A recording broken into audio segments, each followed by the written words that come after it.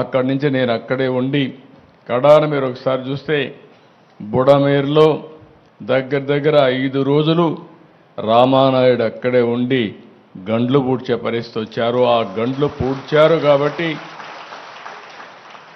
విజయవాడకు వచ్చే నీళ్లు ఆగే పరిస్థితి వచ్చింది.